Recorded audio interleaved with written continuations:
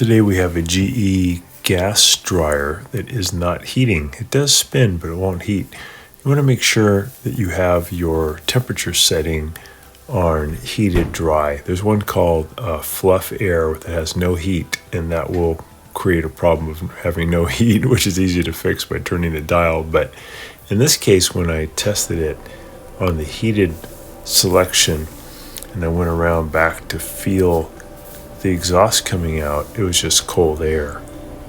So I know there's something wrong with one of the internal components that's not letting it heat up. It could be an igniter, it could be the high limit that protects it from overheating, it could also be the primary and secondary gas valves or gas coils, but they're all pretty easy to work on. So just testing it again on some different settings on the dial, like the time dry, seeing if there's anything wrong with the controls, but it seems fine. So I got it unplugged. I'm gonna push it on these two clips at the top so I can hinge the top out of the way. And then using my multi-tester, I'm gonna go in the upper back right corner. There's a little yellow. Hey guys, can you take just a second to click on the subscription link below? It really helps our channel, and also the bell notification, so every time we make a new video, we can send it right to you. We make a new video about once every week. Really appreciate that. And if you give us a thumbs up, it'd be great. Thank you. High limit, I'm going to put my probes on there to see if I hear a beep. And it does beep, and that means that that has continuity. So that is not blown. If that it was blown, that would also stop it from heating. I think it would also stop it from turning, I believe. So I'm going to remove this modular connector that brings power to the front of the dryer. And I'm going to remove the front panel. There's a couple of Phillips head screws here that are about 6 inches down on the left side and on the right side. Once I get those screws out, I can go ahead and grab the top of the front panel and pull it toward me, and it will release a couple of clips that are holding it in there. So I just yank it toward me, and I have to lift it off of two little clips at the bottom. And now that I have that out of the way, I have really good access to all the important parts inside the dryer. My suspicion is there might be something wrong with the igniter, so I'm going to use my continuity tester to test to see what the ohms of resistance are on the igniter. So it lives back inside the silver cone we were just looking at. Inside there, and pretty easy to get to. I'm going to go ahead and grab a pair of pliers to pull apart this electrical connector, this modular connector that's bringing 110 volts to the igniter. I'm going to set my continuity tester. I'm going to put the probes down into the modular connector, the back of it, for the igniter. It's important that you have these separated before you do this test. And I'm just going to look at my meter to see how many ohms of resistance it shows. And the meter shows that there's no resistance. That means that basically the igniter is broken. It's kind of like a wire, and the electrons don't have a path to flow. It's like an open circuit. So I definitely have a bad igniter. In this case, I'm going to use my fingers to push it off of a spring clip that's holding it on. Sometimes you have to remove a little screw that's holding it on, but this model is just a spring clip.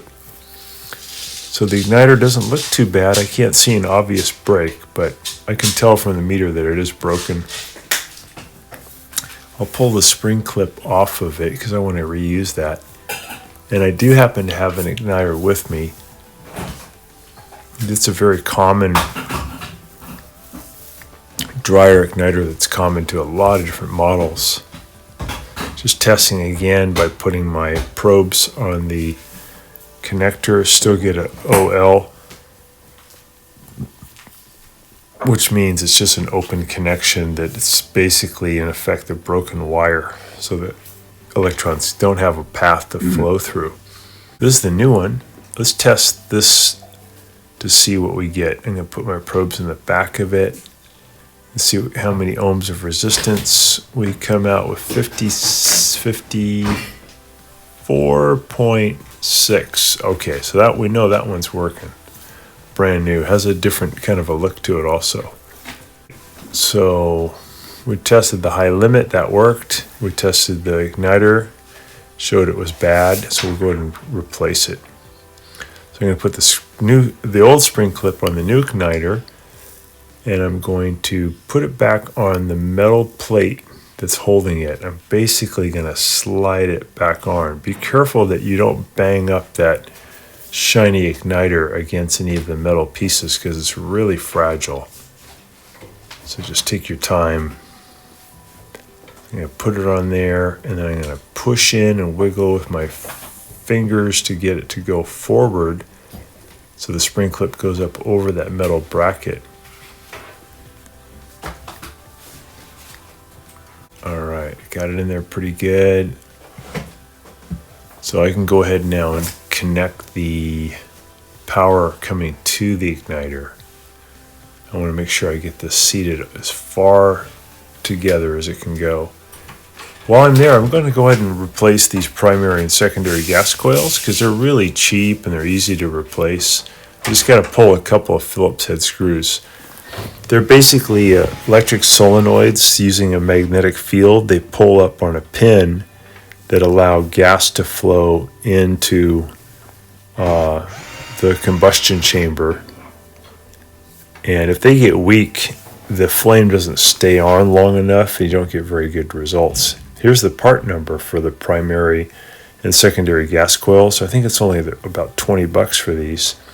There's a skinny one I just put on where the terminals are at the top. And then there's a fatter one with the terminals at the bottom. I'm going to grab that older gas coil now, and I'm going to go ahead and separate it from its electrical connector. Sometimes they're on there kind of tight, so I'm going to wiggle and pull apart those two things. There we go. There's the old ones off. And this little round thing here, I'm pinching, that you got to make sure that that stays on that post when you put on the fatter one. Sometimes it comes off with the old gas coil.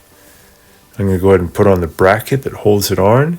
And I'm going to wiggle around the gas coils until their little white indexing point sticks up through the top of the bracket. There's one, there's two. That helps me know that I have them in the right place. I'll go ahead and add the Phillips head screws back in.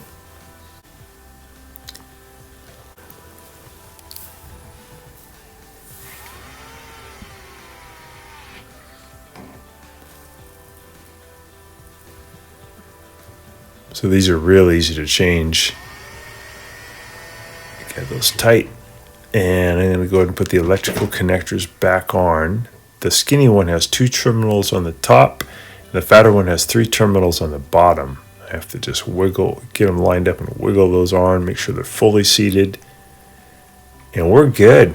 We have a good igniter. We have good brand new gas coils. We have a good high limit up in the upper right-hand corner in the back that we know is good. It's not tripped because we had continuity. And we're just going to go ahead and reassemble it. We'll get rid of some of the lint that's in there. I'm sorry I don't have all the reassembly, but we're basically going to do the front panel in reverse, put on the bottom clips, push it shut, and then add the screws back in, and then add the modular connectors together and close the top. Just cleaning out the little filter housing there too before I put the filter back. Sure, that's nice and clean. And it ended up working really good. Heated back within about a minute. It was full heat, and that's all it needed was that new igniter. But the gas coils is just a good thing to add while you're in there because they go out about every 4 to 5 years. So we set the dial, turned it on, and I could feel the heat coming out the back. I also added the vent tube back. Thanks so much for watching our video. Please leave any comments or questions in the comment section below. We really appreciate that.